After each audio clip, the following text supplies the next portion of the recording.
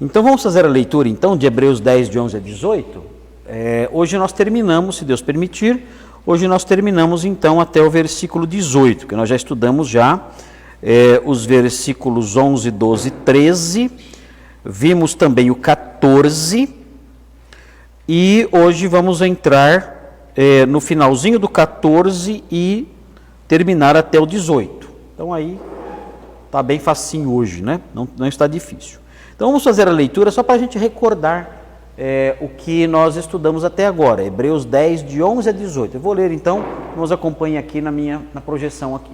Então fala assim: ora, todo sacerdote se apresenta dia após dia a exercer o serviço sagrado e a oferecer muitas vezes os mesmos sacrifícios que nunca jamais podem remover pecados. Jesus, porém, tendo oferecido para sempre um único sacrifício pelos pecados, assentou-se à destra de Deus, aguardando daí em diante até que os seus inimigos sejam postos por estrado dos seus pés, porque com uma única oferta aperfeiçoou para sempre quantos estão sendo santificados. E disto nos dá testemunho também o Espírito Santo, porquanto, após ter dito: esta é a aliança que farei com eles, depois daqueles dias, diz o Senhor, porei no seu coração as minhas leis e sobre a sua mente as inscreverei. Acrescenta: também de nenhum modo me lembrarei dos seus pecados e das suas iniquidades para sempre. Ora, onde há remissão destes, já não há oferta pelo pecado. Então nós dividimos esse texto em duas partes, os irmãos devem se lembrar. A primeira parte nós colocamos nos versículos 11 a 13, a primeira parte, e eu coloquei um título que é uma verdade doutrinária. Então não é um título qualquer, é uma verdade doutrinária. O que é uma verdade doutrinária? É uma lição teológica, é uma lição que decorre da doutrina bíblica, é uma lição bíblica, é uma lição doutrinária, é uma lição que compõe o ensinamento cristão. Isso é uma lição, uma verdade doutrinária. Então, eu coloquei o seguinte título, que é uma verdade doutrinária. É assim: Cristo terminou sua obra sacrificial. Essa é a verdade doutrinária. E nós vimos os versículos 11, 12 e 13. Descendo um pouquinho, 11, 12 e 13, esses três versículos mostram isso, que Cristo terminou sua obra sacrificial. E nós falamos, porque essa verdade doutrinária é importante, porque nós vivemos até num país romanista, e nesse país romanista é ensinado que Cristo é sacrificado diversas vezes, cada vez que é celebrada a missa. Nós vivemos isso. Também nós vivemos num país em que os evangélicos, eles acreditam que podem adquirir a salvação por meio do seu próprio sacrifício. Então nós encontramos erros doutrinários nas diversas facções cristãs hoje em dia. Por quê? Porque houve um afastamento das Escrituras. Se você vai a uma igreja hoje em dia, você não ouve a pregação da Bíblia. É surpreendente isso. Nós nunca vimos isso, nós nunca vivemos um momento como esse na história do cristianismo. É a primeira vez na história do cristianismo que nós nos deparamos com algo assim. Talvez exagero dizer que é a primeira vez, mas os momentos que nós nos recordamos da história do cristianismo em que isso aconteceu, em que as pessoas iam à igreja e não havia pregação das Escrituras, isso aconteceu, eu falei que foi a primeira vez, mas não foi, porque aconteceu na Idade Média, que deu caso, inclusive, que deu motivo, inclusive, à Reforma Protestante, que nós comemoramos o aniversário no mês passado. O que acontecia era isso: as pessoas iam na igreja e elas não tinham nenhum ensino bíblico, não havia ensino da palavra de Deus. Muitas pessoas eram doutores em teologia e nunca tinham lido um livro da Bíblia sequer, porque para ser doutor em teologia bastava estudar alguma filosofia, como por exemplo o livro das sentenças, ou estudar Tomás de Aquino. Então a pessoa era um doutor em teologia sem nunca ter estudado a Bíblia. Então as pessoas iam à igreja e não aprendiam nada. E o resultado era o caos completo, as igrejas repletas de escândalos, os ministros das igrejas praticando as coisas mais horríveis que podemos imaginar, a sociedade deteriorando cada vez mais, porque não havia ensino doutrinário. Então, nós vemos essa época se renovando hoje. Nós percebemos isso também. No meio evangélico, a falta de conhecimento doutrinário, e as pessoas então, elas tentam, por não conhecer versículos como esse, elas tentam se sacrificar para conquistar a sua salvação.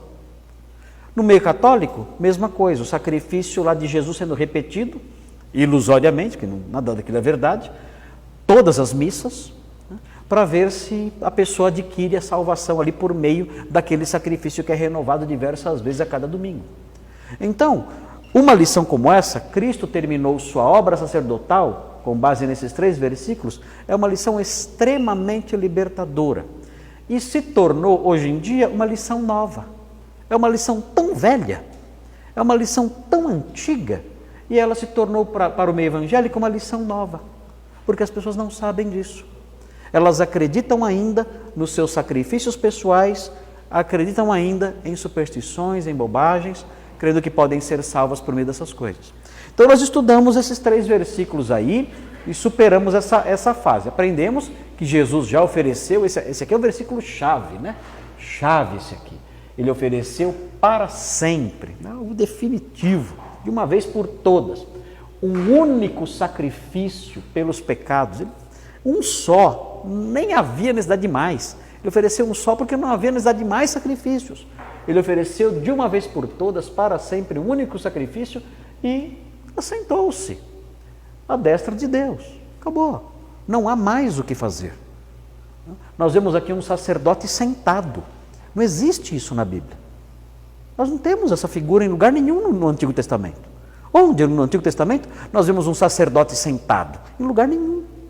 Aqui então nós vemos isso, um sacerdote que ofereceu o único sacrifício pelos pecados e se assentou. Temos isso. Por que ele se assentou? Porque os outros sacerdotes não se assentavam? Porque não parava. O tempo todo oferecendo sacrifícios, serviços diversos ali no templo. Aqui não. Aqui o sacerdote se assentou. Se assentou à destra de Deus. E agora está fazendo o quê? Nós aprendemos. Está aguardando até que os seus inimigos sejam postos por estrado de seus pés. É importante esse versículo porque, além de mostrar o que Jesus está fazendo agora, mostra também que existe algo errado com a teologia cristã de hoje. A teologia cristã moderninha, modificada, tem algo errado com ela. Por quê? Porque na teologia pregada hoje em dia, Jesus não tem inimigos. Não é verdade? Você fala dos inimigos de Jesus, isso não existe. Como? Inimigos de Jesus? Ninguém é inimigo de Jesus. Jesus é amigo de todo mundo. Não existem inimigos de Jesus. Eles vão dizer, sabe o quê? Os inimigos de Jesus são vocês que ficam falando que Jesus tem inimigos. Então, quem são os inimigos de Jesus no meio evangélico moderno? Nós. As pessoas que falam que Jesus tem inimigos. Por quê? Porque são pessoas que não têm amor, são pessoas que só falam de ódio, são pessoas que só falam de condenação e do juízo de Deus. É isso. Então dizem, olha, Jesus não tem inimigos, exceto vocês que ficam falando que ele tem. Vocês são inimigos dele. Vocês sim, ele não gosta de vocês, porque vocês ficam falando que ele tem inimigos e ele não tem. Assim, recentemente, eu e os pastores da igreja, nós fizemos um trabalho, estamos fazendo ainda um trabalho, nós 5 e mais o evangelista Leandro, que mora nos Estados Unidos, ele tem nos ajudado muito nisso. Nós estamos fazendo um levantamento de seminários ortodoxos nos Estados Unidos que oferecem cursos online que sejam viáveis para a nossa realidade aqui no Brasil. Cursos que não sejam muito caros e que sejam totalmente online para que nós possamos estudar um pouco mais. Os pastores da igreja estão preocupados em ter uma formação mais aperfeiçoada, então temos procurado seminários bons nos Estados Unidos. Então fizemos um levantamento entre mais de 100 seminários, mais de 100. Você lembra o número que o Leandro falou dos seminários que ele levantou? Número exato? Lembram? Mais de 100 seminários. Ele fez passou uma peneira, tirando aqueles que eram mais liberais, mais complicados. Chegamos a 30 seminários e cada pastor avaliou 5 seminários desses 30. Cada pastor recebeu a tarefa de avaliar 5 seminários desses 30 remanescentes. E nosso objetivo é chegarmos a 3 seminários que sejam ortodoxos, que tenham uma doutrina boa e que sejam economicamente viáveis e que ofereçam cursos de mestrado e doutorado online para alunos estrangeiros. Então, tem vários. Chegamos a vários seminários assim. Mas foi curioso esse exercício que fizemos entre esses 30 seminários americanos. Por quê? Nós encontramos de tudo. É algo assustador. E teve um que caiu para mim, para eu avaliar, e eu entrei no site de seminário, um seminário luterano, que fica, acho que no norte de Chicago, no estado de Illinois, nos Estados Unidos. E eu achei interessante esse seminário, porque ele falou o seguinte, ele fala, né, da preocupação com a qualidade do ensino teológico, ele fala da preocupação de manter ali as tradições luteranas, tudo mais, alguma coisa assim. E, assim, num dado momento ele fala assim, olha, nós também somos um seminário que prega o Cristo da reconciliação. Eu falei, que legal, né? Legal, porque realmente a mensagem que o apóstolo Paulo fala, ele diz o seguinte, olha, nós somos embaixadores de Deus, como se Deus intercedesse, como se Deus rogasse por nosso intermédio, e nós temos o ministério da reconciliação. Deus estava em Cristo reconciliando consigo o mundo. E nós temos o ministério da reconciliação. Eu falei, que legal eles terem essa visão, né, de Cristo reconciliando o mundo com Deus. Mas eu comecei a ler melhor o que eles queriam dizer com isso. Eles disseram o seguinte, olha, aqui no nosso seminário, considerando o Cristo reconciliador, nós aqui não temos barreiras com ninguém.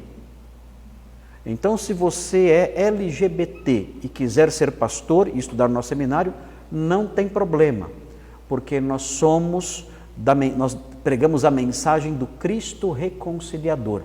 Não há mais inimizade entre ninguém e Jesus. Nenhuma inimizade. Cristo reconciliou todo mundo com Ele. Então, não importam as suas convicções, as suas inclinações, as suas tendências, nada disso importa, porque Cristo reconciliou consigo todas as coisas, Cristo não tem mais inimigos, desapareceu qualquer inimizade, sumiu, não tem mais.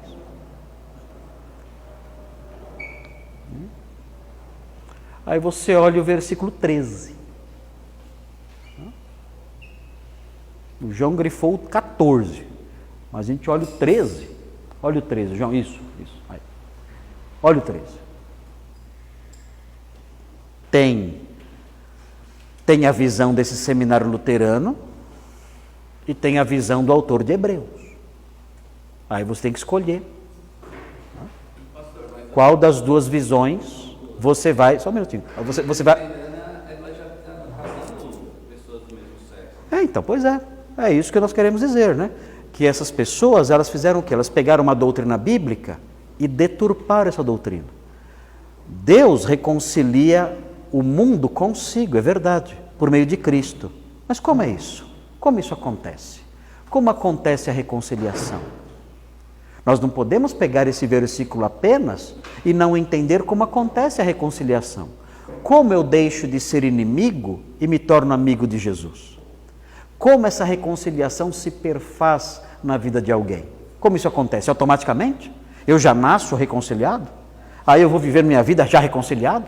Basta ser humano para ser reconciliado? Basta estar no planeta Terra para estar reconciliado? É claro que não. Eu vejo esse versículo bíblico, é verdadeiro, mas não tem só esse versículo na Bíblia. Eu aprendo em outras partes da Bíblia, eu aprendo como se opera, como se processa essa reconciliação, como ela acontece. A Bíblia vai dizer para mim em Romanos 5, por exemplo, que eu nasço inimigo de Deus, que nós somos inimigos dele. É assim que começa a história. E a Bíblia continua dizendo, quem não crê no Filho, a ira de Deus sobre ele permanece. Então ela vai ensinando como eu posso entrar para essa reconciliação. Não é algo automático. Não basta nascer na terra e dizer, estou reconciliado porque Cristo reconciliou consigo o mundo. Não é assim que funciona. A teologia cristã diz o seguinte, olha, nós somos inimigos. A ira de Deus está sobre nós. Mas quando nós cremos nele e o recebemos, então existe paz com Deus. Justificados, pois, mediante a fé, temos o quê? Paz com Deus. Quando então acontece a reconciliação? A reconciliação acontece quando acontece a justificação. E quando a justificação acontece? Quando a pessoa crê. Justificados mediante a fé. Olha como acontece a justificação, pela fé. Justificados, pois, mediante a fé. Qual é o resultado? Temos paz com Deus. Aí vem a reconciliação. E nós já aprendemos. Essa pessoa que foi justificada pela fé e que tem paz com Deus, a vida dela faz o quê? A vida dela muda. Se ela tinha uma vida de imoralidade e promiscuidade, ela não tem mais. Se ela tinha uma mente pervertida, repleta de pensamentos de rebeldia e de pecado contra Deus, essa mente é transformada. Se alguém está em Cristo, é uma nova criação. As coisas velhas já passaram, tudo se fez novo. Agora aquele seminário sonegou essas verdades, rejeitou essas verdades. Disse o quê? Olha, pode vir qualquer pessoa aqui, crente ou não. Eles diziam, olha, se você é muçulmano, quiser estudar aqui, pode. Se você é budista, eles não falaram, mas aceita tudo, né? Mas ele falou, olha, nós temos inclusive um diálogo muito aberto com o Islã, sem problema nenhum. Nós temos um diálogo muito aberto com o judaísmo. O judaísmo nega Cristo. Mas ele diz, olha, nós temos um diálogo muito aberto com o judaísmo, com os muçulmanos, com as pessoas de outras, pessoas que têm inclinações, opções sexuais diferentes. Nós recebemos tudo sem problema nenhum, porque Cristo fez a reconciliação.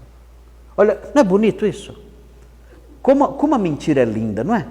Como o diabo enfeita a mentira de beleza. Ele enche a mentira de cores lindas. A pessoa desavisada ali aquilo fala, nossa, que lindo, eu vou estudar nesse seminário. Esse seminário é de Deus. Olha que seminário maravilhoso. E é, na verdade, um seminário diabólico. O texto de Hebreus continua dizendo, olha, ele tem inimigos, Jesus tem inimigos, e ele está aguardando até que os seus inimigos sejam postos por estrado dos seus pés.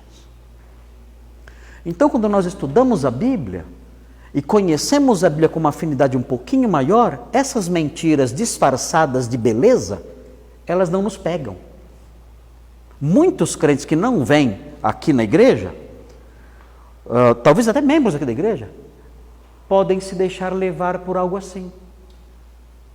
Talvez não leiam a Bíblia, não estudam a Bíblia. Aí vê uma frase tão bonita como essa, Cristo reconciliou o mundo, paz com todo mundo. Ai, que lindo, pastor, olha, por que o senhor não estuda nesse seminário? Por que o senhor não manda o Nicolas estudar nesse seminário? Por que o senhor não manda o Isaac? Você começa a correr que você vai apanhar agora. Porque se você não tem discernimento para perceber o perigo, a natureza satânica de um negócio desses, dificilmente dá para acreditar que você tem algum apego à palavra de Deus, não é possível. Está se deixando levar por um canto de uma sereia que vai matar você. É lindo o canto da sereia, mas ela te mata. Agora, Oi? Mas claro, é lógico.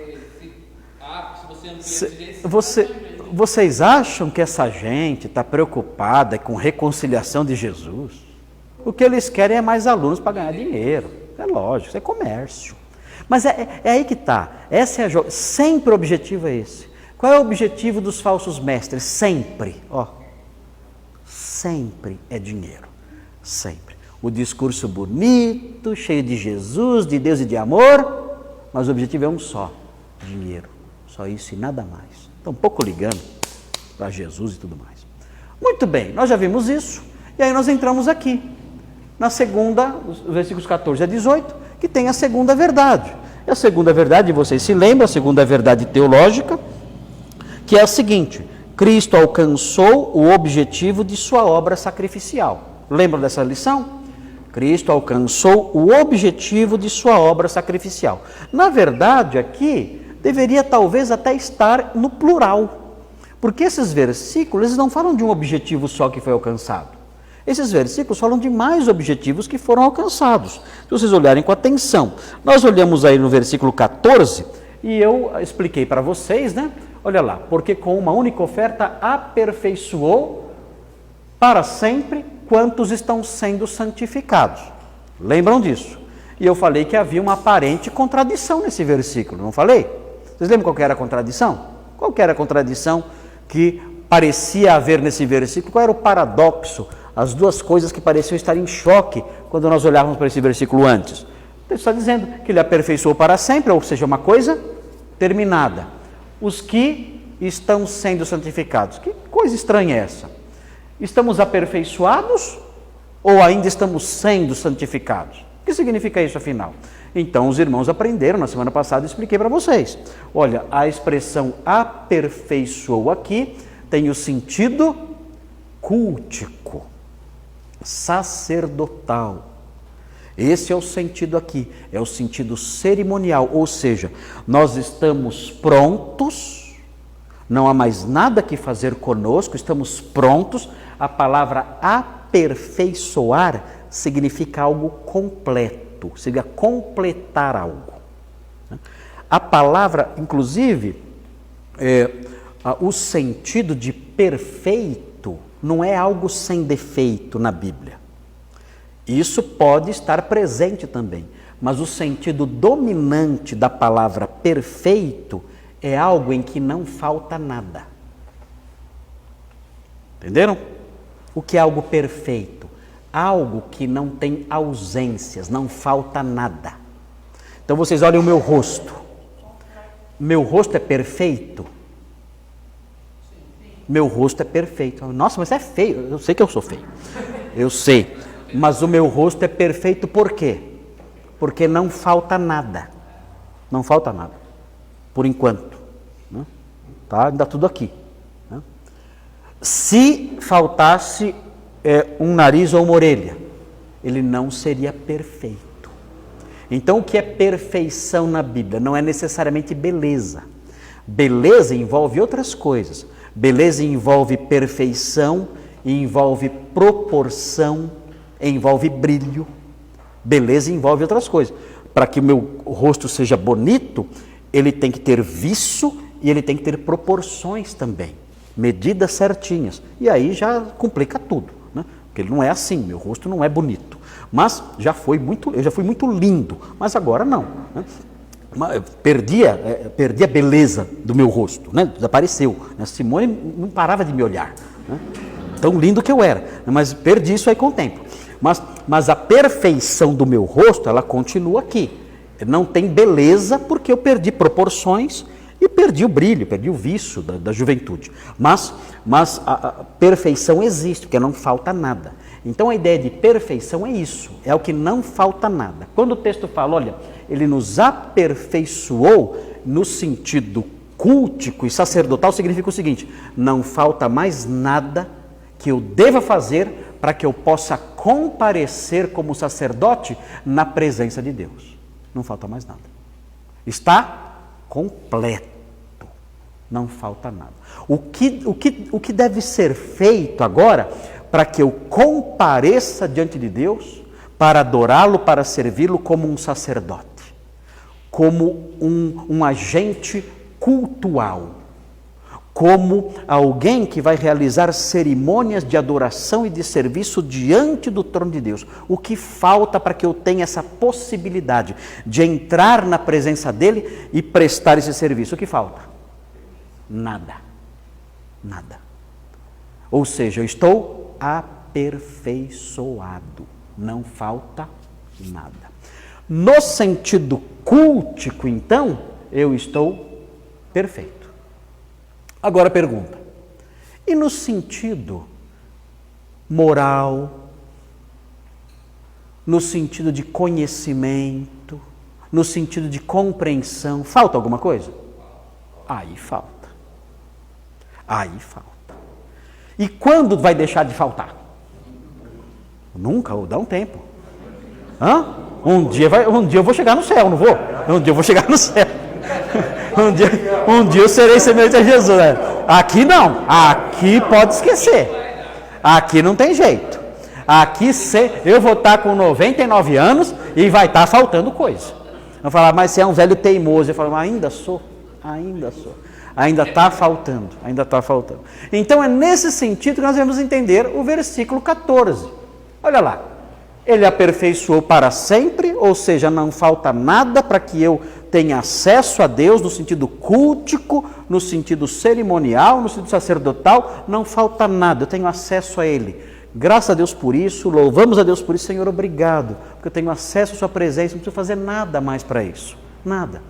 Basta eu me aproximar, por quê? Porque o Senhor abriu o caminho para mim, e eu posso me aproximar do Senhor, do Seu trono de graça, perfeito, no sentido... Perfeito em que sentido? No sentido cultico, no sentido cerimonial. Nesse sentido eu compareço diante dele perfeito. Mas eu ainda estou sendo santificado.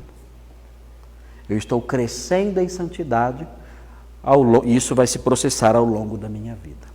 Então, qual foi o primeiro objetivo que ele alcançou com sua obra sacrificial, de acordo com o versículo 14. Qual foi o primeiro objetivo que ele alcançou? Ele nos aperfeiçoou. Em que sentido? Cultico. Então agora eu tenho acesso ao tabernáculo celeste. E posso ali diante de Deus apresentar as minhas petições. Eu tenho acesso ao Senhor, ao trono da graça, onde eu posso encontrar socorro em tempo oportuno, em tempo de necessidade. Eu posso ter esse acesso. E isso é muito importante. Por que é importante? A Bíblia fala o seguinte, olha o que a Bíblia fala. O pecado, de acordo com a Bíblia, separa o homem de Deus, porque todos pecaram. Como termina o versículo? O que significa isso? Separados. Todos pecaram e destituídos estão da glória de Deus. Isaías dizia, olha, os vossos pecados fazem separação entre vós e o vosso Deus, e as vossas iniquidades encobrem o seu rosto de vós, para que vos não ouça. Separação, distância, longe dele. E agora? Agora não. Agora ele me aperfeiçoou, me purificou. Agora eu tenho acesso a ele. Então, isso é muito importante entender. Isso é muito importante. O nome disso é felicidade. Isso é felicidade. Sim? Claro que não, nunca. É só olhar o versículo, é só olhar o começo do versículo. Porque pelo esforço do Emerson aperfeiçoou. É assim? Não. Olha lá. Porque com uma única oferta. Que oferta foi essa? A oferta dele. Por uma única, foi essa oferta que abriu isso. Nada mais seria capaz de fazer isso. Nada mais. Foi a oferta dele que foi capaz de fazer isso. Muito bem. Agora olhando a sequência, veja aí. O versículo 15 fala assim: e disto nos dá testemunho também quem? Então nós estamos com muita segurança. Porque quem está afirmando isso? Quem? O Espírito Santo mente? Não, ele é o Espírito da verdade, ele não mente. Ele não mente. E ele afirma isso. Ele afirma que o Senhor nos preparou para comparecer diante dele e que agora estamos nesse processo de aperfeiçoamento. Quem afirma isso, quem dá testemunho disso, é o próprio Espírito Santo. E como ele faz isso? Eu tive um sonho, ele me falou. É assim? Como é que o Espírito Santo dá testemunho? Eu tive uma visão, uma luz brilhou. É assim? Como é que o Espírito Santo dá testemunho? É só olhar ali, ó. Como ele dá testemunho? Como? Nossa, tão fácil essa. Oi? Oi? Não entendi. Como é que ele dá testemunho de acordo com esse texto aqui? Não. Como é que ele dá testemunho? Como? De que jeito? Usando o quê? Usando a sua... Gente, usando as Escrituras. Isso aqui é uma citação bíblica. Isso aqui o versículo 16 é uma citação bíblica. Onde está o testemunho do Espírito Santo? Está aqui no 16, que é uma citação de Jeremias. Você quer ouvir o Espírito Santo falar com você?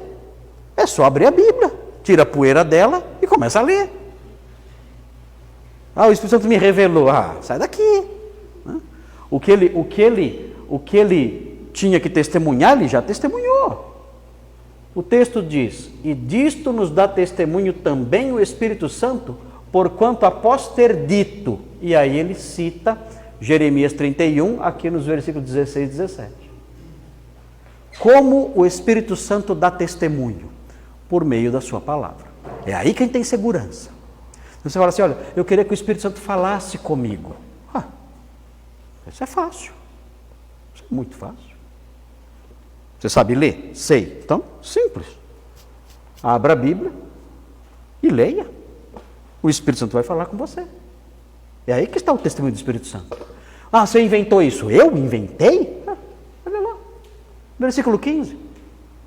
E disto nos dá testemunho também o Espírito Santo, porquanto após ter dito, e aí ele cita Jeremias 31. Ele está dizendo aqui que o testemunho do Espírito Santo está no livro, no caso aqui na Bíblia, no livro de Jeremias.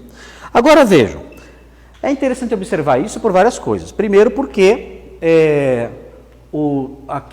esse texto mostra que o autor de Hebreus considerava a Bíblia um livro muito importante. Ele considera que a Bíblia é a palavra dada por quem?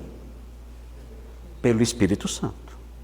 Então, quando você rejeita o que a Bíblia diz, você está rejeitando o quê? O que você está rejeitando quando você rejeita a Bíblia de acordo com esse versículo aqui? Você está rejeitando o testemunho do Espírito Santo. Isso é grave? Ou é algo assim, isso é normal? O que vocês acham? Isso é muito grave. Isso é muito grave. Quando você rejeita o que a Escritura diz, você está rejeitando o testemunho do Espírito Santo. Nós vimos aí alguns dias atrás aquele pastor famoso, falando que a Bíblia tem que ser atualizada, que tem que mudar, enfim, as bobagens todas. O que aquele homem está fazendo? Ele está rejeitando o testemunho do Espírito Santo. E isso é terrível, porque uma coisa é vocês rejeitarem a palavra de uma pessoa, o parecer de alguém, as ideias de alguém aí que, sei lá, surgiram na cabeça dela, isso é uma coisa, é diferente. Agora, quando você rejeita o testemunho do Espírito Santo registrado na sua palavra, quando você diz, olha, isso aqui eu não aceito isso, você diz isso é um pecado gravíssimo, é terrível isso. Você está rejeitando a própria palavra de Deus, dizendo, não concordo com isso, Deus errou, ele é mentiroso. Isso é terrível. Eu lembro que um pastor uma vez falou assim para nós, num exame de ordenação aqui na igreja, ele disse o seguinte, olha, ele era um dos examinadores, na época ele veio de fora, tudo, e ele falou uma frase que eu nunca mais esqueci. Nós fizemos algumas perguntas para o candidato, e o candidato respondeu que ele cria na eleição de Deus. E ele mostrou os textos, está correto. Pode ser difícil, pode ser duro de aceitar, mas está na Bíblia isso aí, não tem como você rejeitar isso aí, só porque você não gosta. Está lá. E esse pastor ele disse o seguinte, olha, vocês podem me mostrar 1000 versículos falando da eleição, eu não vou aceitar. Aí eu disse a ele, bom, então a nossa conversa termina aqui. Porque a única autoridade para nós é a Bíblia. Se eu lhe mostro 1000 versículos e você ainda assim não aceita, eu não vou nem começar mostrando primeiro. Para quê? Você não aceita a autoridade bíblica, você não curva a sua mente aquilo que ela diz, você acha que o que você pensa está acima dela. Então, onde vamos chegar nessa discussão? Nós estamos partindo de prerrogativas diferentes. Se você mostrar um versículo, eu cedo. Agora, se eu te mostrar 1000 para você, você não cede. Estamos partindo de pressupostos diferentes, a nossa discussão não vai prosperar em nada. E era um pastor batista. Ele veio aqui para participar do exame de ordenação. E ele falou isso. Nunca mais esqueci isso. Ou seja, os meus pareceres estão acima das Escrituras. Podem mostrar quantos textos vocês quiserem. Eu não vou aceitar. O que ele estava rejeitando? Um sistema teológico? Não. Ele estava rejeitando o testemunho do Espírito Santo. Muito simples. Só isso e nada mais. Só isso. Nada mais. Na minha opinião, não podia ser um pastor. Um homem bom, tudo mais, mas eu acho que não podia ser um pastor. Se ele estivesse sendo examinado por mim para ser pastor, eu reprovaria. Só por essa frase. Imediatamente reprovaria. Você não pode ser pastor. Muito triste.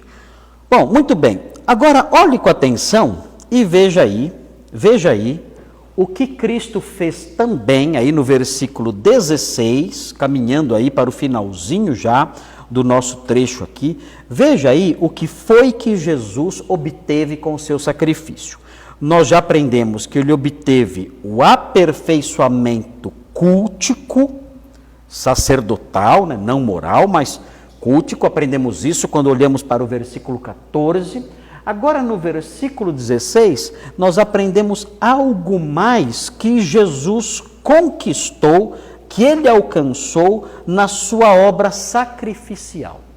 O que foi que ele alcançou? O que foi que ele realizou na sua obra sacrificial, de acordo com o versículo 16? O que ele inaugurou? Ele inaugurou uma nova aliança. Exatamente. Olha aqui, ó. Esta é a aliança que farei com eles. Ele inaugurou essa aliança. Agora, note bem, essa aliança é uma aliança nova, mas o anúncio dela é muito antigo. Essa aliança, ela foi profetizada por Jeremias 600 anos antes de Cristo. O profeta Jeremias profetizou que essa aliança iria surgir. Então, se vocês quiserem olhar, vejam Jeremias 31, de 33 a 34. Então, vejam que aliança é essa. Jeremias 31, de 33 a 34. Coloca lá, João, para a gente olhar. É uma aliança prometida, mas que não tinha sido ainda inaugurada. Porque na Bíblia nós temos várias alianças. Por exemplo, a aliança com Noé. Lembram da aliança com Noé? O que Deus prometeu fazer nessa aliança com Noé? O que ele prometeu fazer quando ele fez essa aliança com Noé? Qual foi a promessa que ele fez? Oi? Qual foi a promessa que Deus fez quando ele entrou numa aliança com Noé, aquele da arca, dos bichinhos? Tem que desenhar daqui a pouco, não é possível. O que ele prometeu fazer? Ele prometeu que não destruiria o mundo novamente com águas de dilúvio. Então, toda aliança é assim, é um pacto de Deus com o homem que tem promessas. Tem outra aliança? Tem a aliança com Abraão, que vocês estão cansados de estudar comigo nos domingos à noite. Nessa aliança Deus prometeu o quê? Prometeu uma descendência a Abraão, e prometeu uma terra a Abraão, e prometeu que por meio dele seriam abençoadas todas as famílias da terra. Então a aliança com Abraão foi uma aliança assim, com promessas assim. Tem também a aliança do Sinai. Como que era a aliança do Sinai? A aliança da lei. Ele prometeu o seguinte: se vocês obedecerem, vocês vão ficar ricos, terão saúde e serão prósperos. Mas se vocês desobedecerem, vocês vão cair na miséria, vocês serão exilados e morrerão de doenças. O que o povo fez? Obedeceu e ficou rico, ou desobedeceu e caiu na desgraça? Quem adivinhar ganha. O que vocês acham? O povo desobedeceu e foi levado para o exílio babilônico. A desgraça completa, acabou com o reino do norte, o reino do sul caiu na desgraça total, uma desgraça completa porque desobedeceram. Essa foi a aliança do Sinai.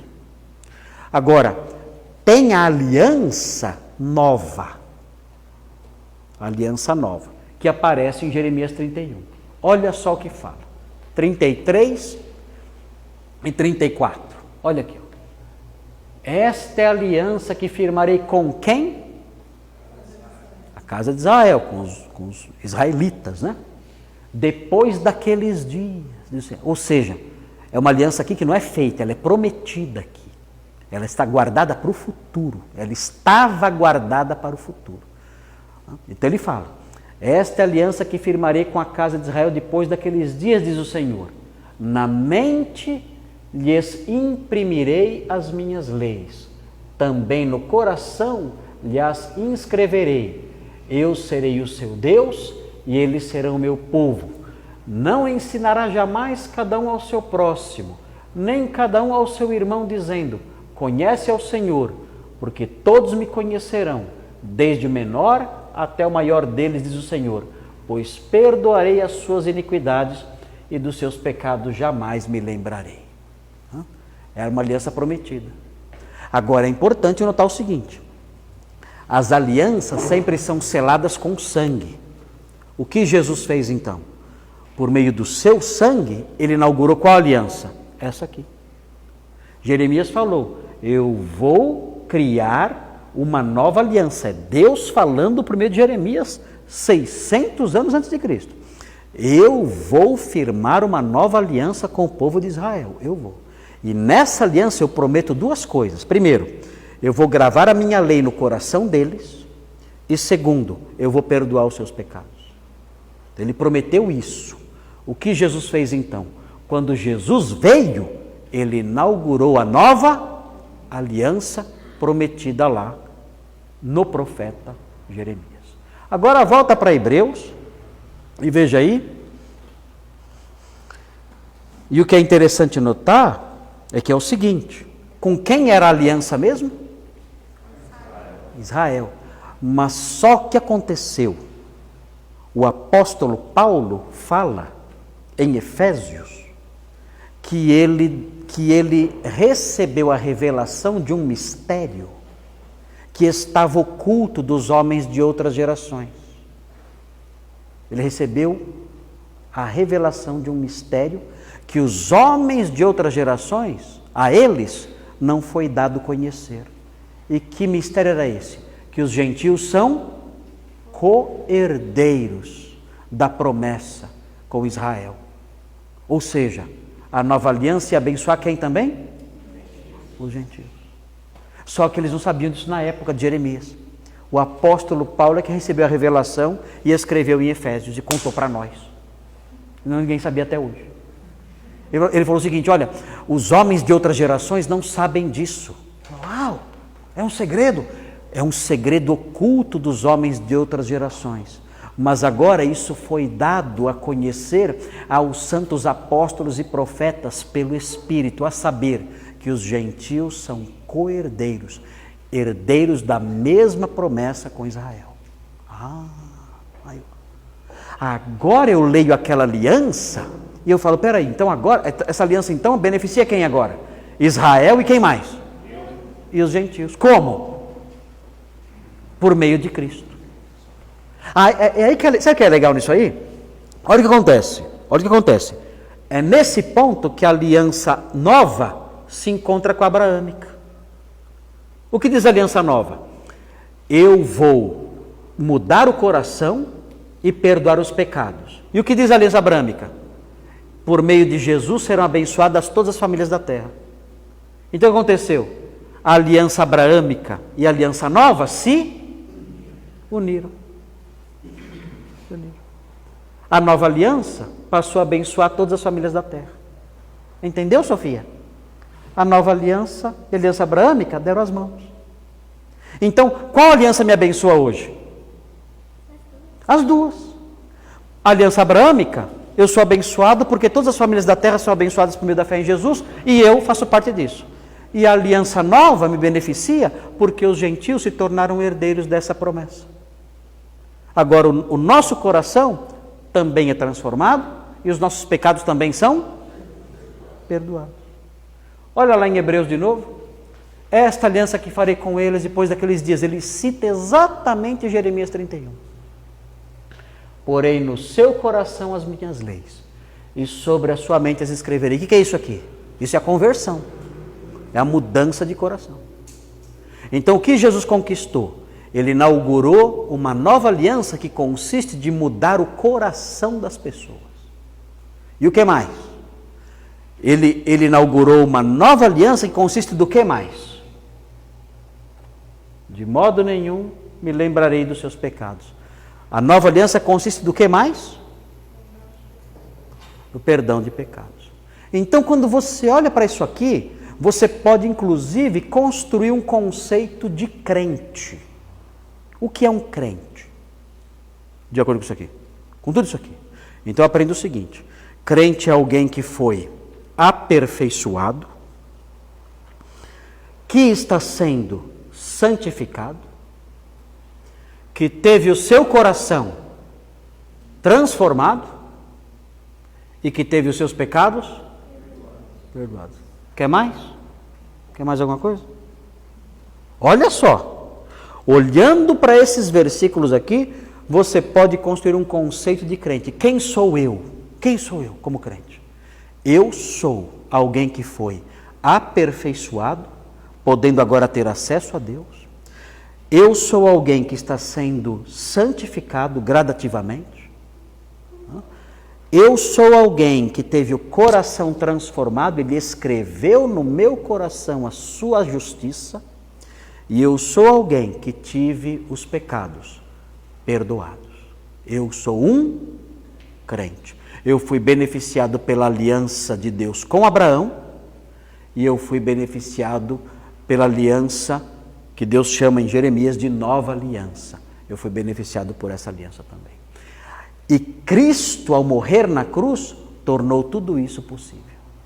Por meio da morte de Jesus, Ele me aperfeiçoou, e por meio da morte de Jesus, a nova aliança foi inaugurada. E agora então eu posso desfrutar de um coração novo e do perdão de pecados. Entenderam isso? Entenderam a junção das duas alianças? Entenderam isso? Ok?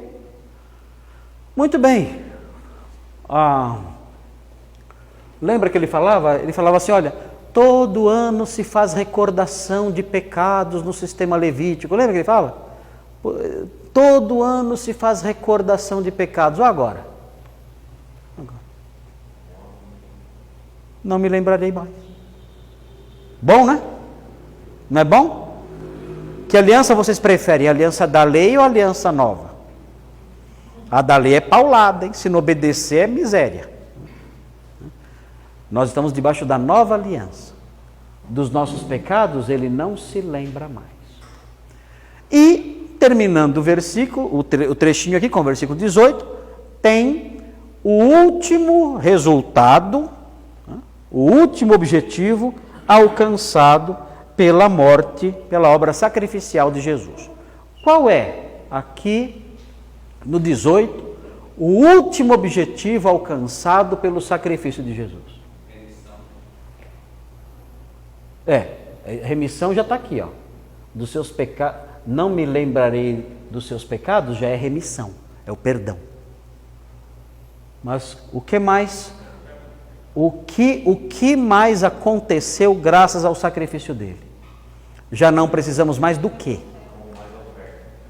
Não precisa mais de oferta pelo pecado. Acabou a época de oferecer oferta pelo pecado. Hã? Acabou com o negócio de muita gente, né? Se pregar isso aqui hoje em dia, muita igreja vai à falência, hein? Olha, os falsos mestres são tão sem vergonhas e são tão pilantras e descarados que eu ouvi um dizendo o seguinte, olha só, se você não der o dízimo, você é ladrão. Ok? Tá bom. Pegando lá Malaquias, né? Malaquias, a antiga aliança, né? A antiga aliança. Se você viver sob a antiga aliança, é isso aí. Mas estamos sob a nova, não sob a antiga. Mas ele pegou a antiga. Ele diz o seguinte, Malaquias 3,10, se você não dá o dízimo, você é ladrão. Agora, o que ele fez? Ele pegou essa frasezinha e jogou lá em Apocalipse, os ladrões não herdarão o reino dos céus. Então, você quer ser salvo? Dê o dízimo. Dá para acreditar nesse safado? Na safadeza desse malandro? Salvação pelo dízimo. Ele fez uma construção teológica que parece verdadeira, né? Porque pegou versículos, né? Fácil, né? Você monta, né? Faz uma montagem. Pega um versículo aqui, um ali, você faz uma montagem de versículos. E aí, você fala, está tudo baseado na Bíblia. Mas as pessoas não conseguem perceber que ele fez a montagem como ele quis. Que ele isolou os versículos, pegou um versículo da antiga aliança que não vigora mais, jogou para Apocalipse, que não está nem de longe falando de dízimo, juntou tudo, fez aquele milkshake de versículos e falou, pronto, você quer ser salvo? Dê o dízimo. Quem não dá o dízimo não vai para o céu. Ou seja, para ir para o céu, eu tenho que oferecer alguma oferta, senão não serei salvo. Olha lá. Para ir para o céu, eu sou o pedágio. Eu tenho que pagar o pedágio. Olha lá. O que Jesus fez na cruz fez com que não haja mais necessidade de nenhuma oferta pelo pecado, de nenhum tipo. Aqui está pensando em oferta sangrenta, né? De oferta de sangue aqui. Aqui oferta é sacrifício. Ele está dizendo aqui. Mas qualquer tipo de oferta não se faz mais necessário. Qualquer tipo. Para ser salvo, não há mais necessidade de nenhum tipo de oferta. Por quê? Porque o Senhor Jesus já fez a maior oferta, a oferta de si mesmo. Então, o que um texto como esse, que estamos estudando há 3 semanas, que relevância tem um texto como esse? Esse texto é um texto libertador. Ele nos liberta de mentiras, de enganos, de armadilhas, nos liberta do medo, nos liberta de superstições, nos liberta de incertezas. É um texto libertador. Esse texto está mostrando o seguinte, olha, crentes, vocês são pessoas bem-aventuradas. Vocês são. Não existe no mundo um grupo mais feliz do que vocês. Não existe. O mundo está aí fora aí correndo atrás de alegria, de felicidade, tudo quanto é lixo aí. Eles não têm noção do que vocês têm. Vocês são um povo que foi alcançado por uma dose de graça que não dá para medir nem nesta vida, nem no mundo vindouro. Não dá. Isso aqui, ter isso aqui, é mais precioso do que todos os tesouros da terra. Muito mais. Recordando, vocês são aperfeiçoados, podem ter acesso a Deus, estão sendo santificados, tiveram o coração transformado e os seus pecados perdoados. Isso que vocês têm, ninguém tem. Se Deus não te desse mais nada na vida, parasse hoje, se Ele parasse hoje de te dar comida, saúde, tranquilidade, se Ele parasse hoje de te dar qualquer bênção, ainda assim, você teria que passar a eternidade agradecendo. Se Ele parasse agora, vou cortar a sua saúde, vou cortar seu emprego, vou cortar seus bens, vou cortar tudo, vou tirar tudo, vou deixar você só com isso aqui.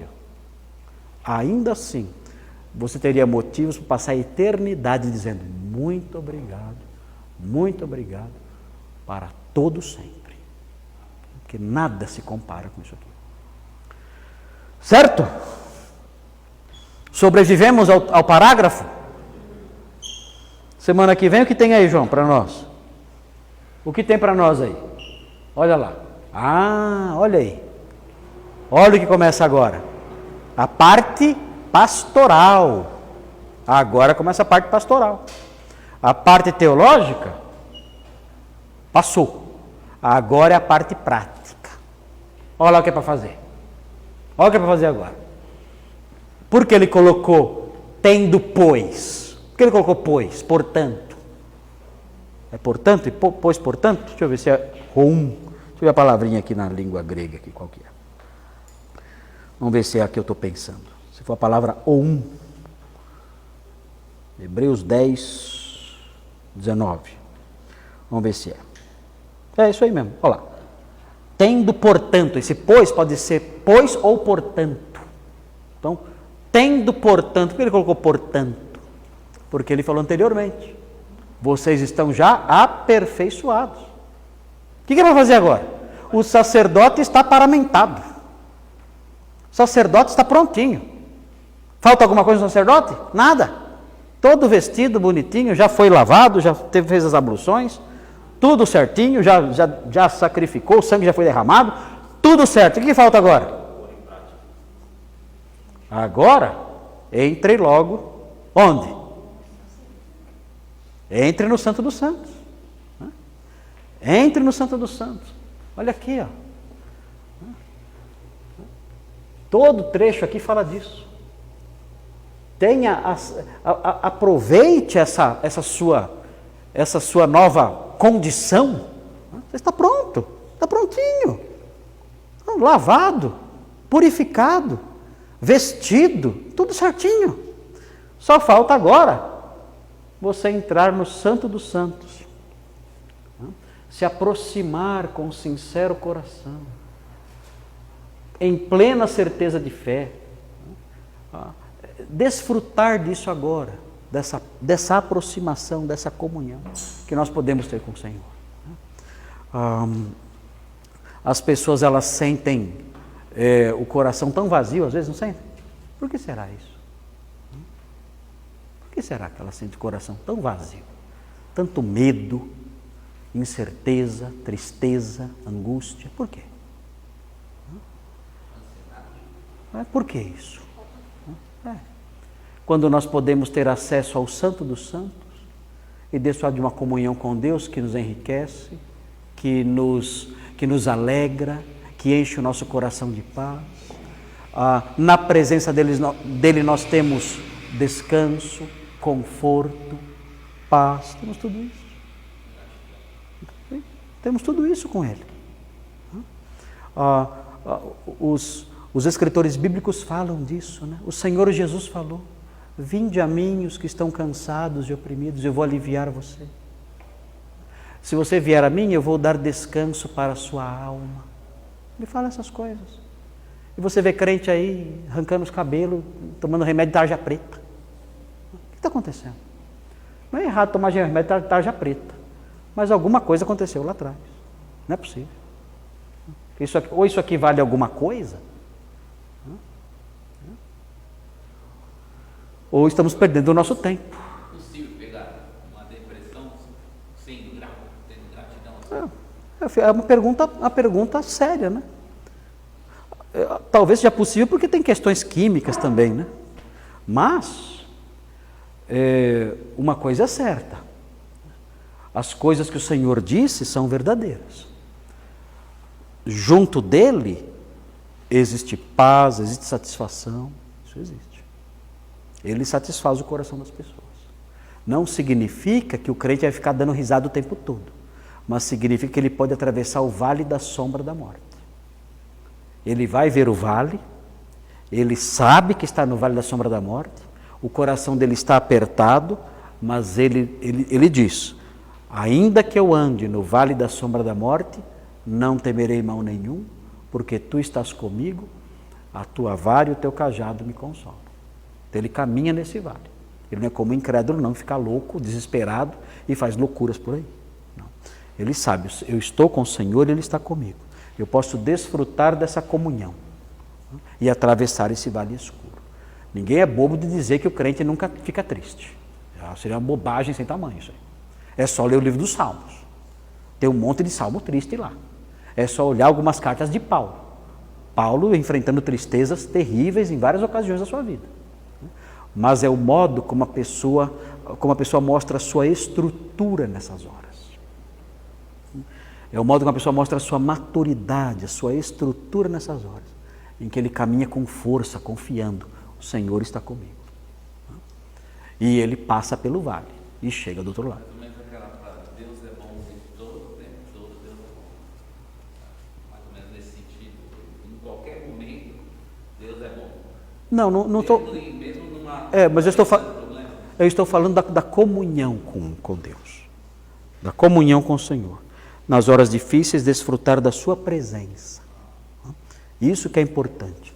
Desse aproximar-se, né, do Santo dos Santos, aproximar-se com um sincero coração e nutrir essa comunhão autêntica com o Senhor. Isso aí é que gera paz e gera livramento. O apóstolo Paulo fala em Filipenses, né? Se nós lançarmos diante de Deus as nossas ansiedades, se nós apresentarmos diante dele as nossas ansiedades, ele vai guardar o nosso coração e a nossa mente. A paz de Cristo guardará o nosso coração e a nossa mente. Então, se nós nos aproximarmos dele, lançarmos diante dele essas coisas, ele vai guardar a nossa mente, o nosso coração com a sua paz. Então, é um dos resultados dessa intrepidez de se aproximar do Senhor e derramar diante dele o coração e ter comunhão com ele. Bom, mas vamos falar sobre isso mais na semana que vem. Na semana que vem nós vamos olhar aí os versículos 19 e seguintes, vamos ver onde termina o parágrafo. Eu vou olhar onde termina o parágrafo para a gente estudar o parágrafo inteiro e depois dar sequência aí. Mas o livro de Hebreus está já na parte final, né? Está já na parte final. Temos aí poucos capítulos pela frente. Vamos fazer oração então para encerrar? Vamos? Senhor Deus, muito obrigado pelas coisas que o Senhor Jesus realizou, pelas conquistas do seu sacrifício, porque por meio do seu sacrifício nós fomos aperfeiçoados, estamos sendo santificados, por meio do sacrifício dele a nova aliança foi inaugurada, por meio do seu sacrifício, com a inauguração dessa nova aliança, nós podemos ter um novo coração, e podemos também desfrutar do perdão de pecados, podemos viver numa época em que nenhum sacrifício mais é necessário, e nós agradecemos por isso, por essas conquistas do seu sacrifício.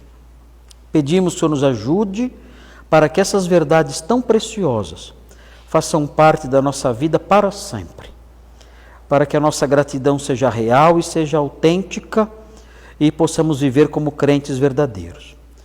Senhor, pedimos que o Senhor nos abençoe nas próximas etapas desse estudo, quando vamos olhar as implicações práticas dessas verdades tão sublimes. Pedimos que o Senhor nos dê um coração humilde, uma disposição sincera em fazer aquilo que o Senhor nos ensina. Sabemos que esses versículos vão mostrar o que devemos fazer, como devemos agir em face disso tudo.